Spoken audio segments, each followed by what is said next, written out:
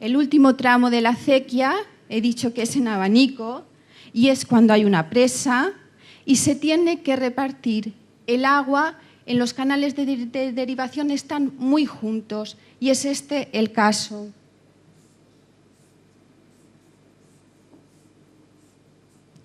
En el otro, en el anterior, el de espina de pescado, se utiliza cuando desde la presa hasta el lugar a donde se ha decidido llevar el agua, la distancia es muy amplia. Ambos esquemas aparecen recogidos también en Marrakech, aparte de otros, ¿no? Estos son los que se aplican aquí, pero bueno, porque son los que se adaptaban mejor a las condiciones del terreno, del agua, de la necesidad, etc. Volvamos al punto de partida, que es la tête morte. Ya hemos dicho, gran parte del secreto de una acequia está en este tramo, porque es el aprovechamiento de la fuerza máxima del agua por la gravedad con el mismo esfuerzo, el mínimo esfuerzo, para que cuando llegue a la superficie no se haya perdido agua, se pueda distribuir toda. ¿De acuerdo? Hay elementos, es el tramo más difícil de modificar. Y aquí hay elementos característicos que ya han formado parte del paisaje ilicitano en esta zona. Esto es el tramo de la acequia excavada en roca, que tuve la suerte de que no hubiera agua este día y se puede apreciar bien cómo es la caja de la acequia. Y este otro, que es de los chopos ilicitanos, en los que la raíz se ve también cómo va formando la caja. Y es más, todas estas hojas que se forman al fondo permiten que se impermeabilice la tierra, es decir, que el agua fluya mejor.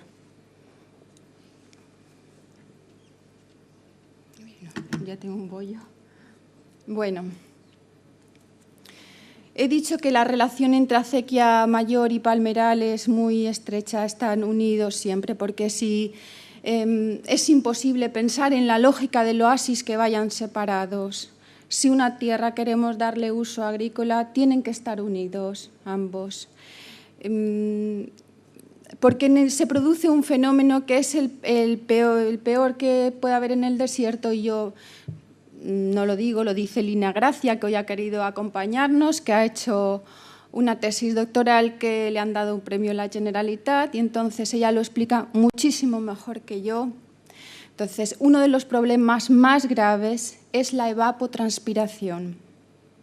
Es decir, al evaporarse el agua tan rápidamente, el alto contenido en sales que se cristaliza, impide el suelo, lo hace inhábil para la agricultura.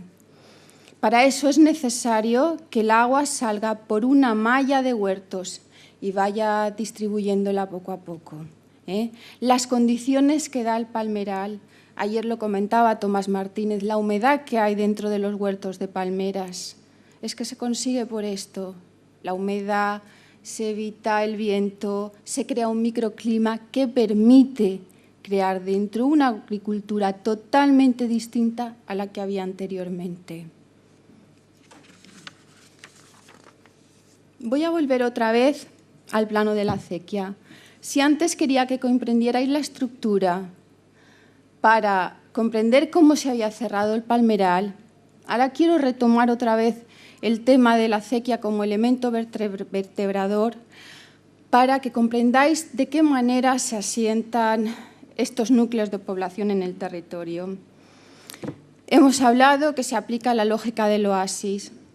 En el desierto las condiciones de vida son durísimas y la lucha con el medio es feroz, de tal manera que el hombre no puede vivir aislado y vive en grupos tribales de sólidos lazos, lazos muy fuertes, ¿de acuerdo?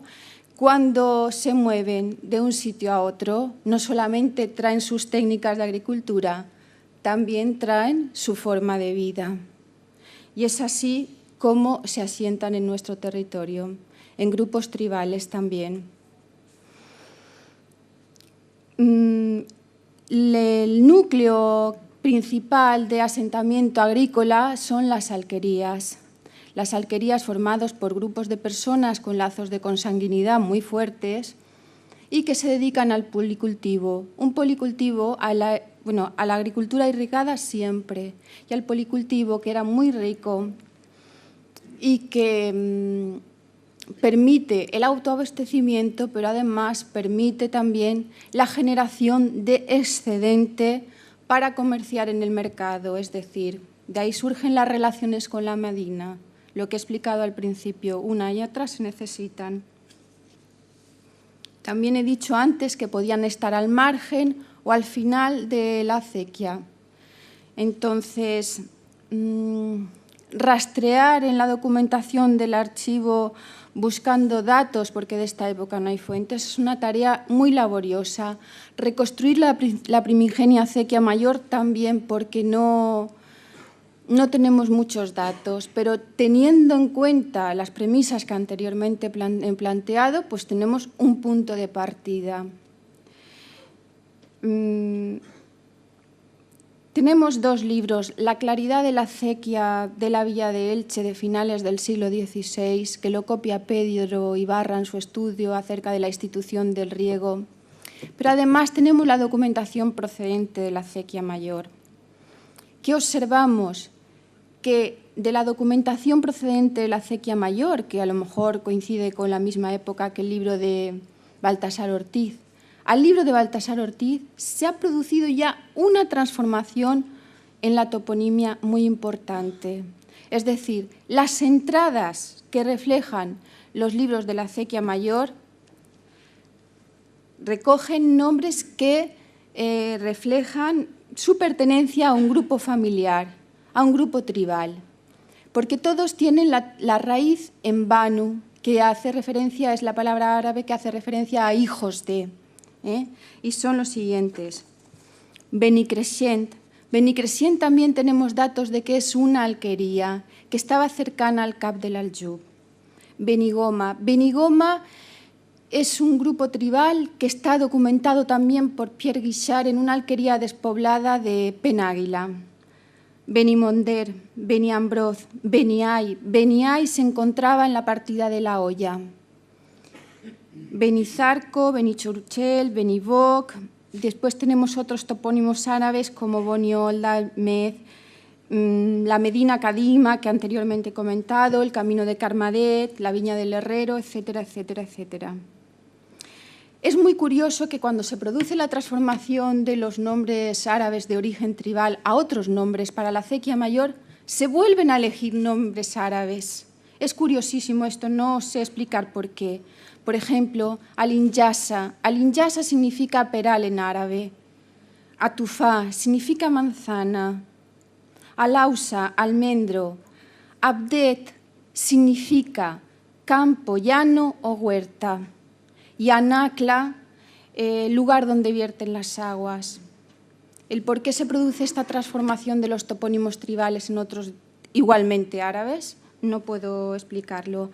De algunos hemos podido situar las alquerías, ya digo, Benicrescent, bueno, situarlas en el punto exacto no, pero sí vinculadas a un territorio.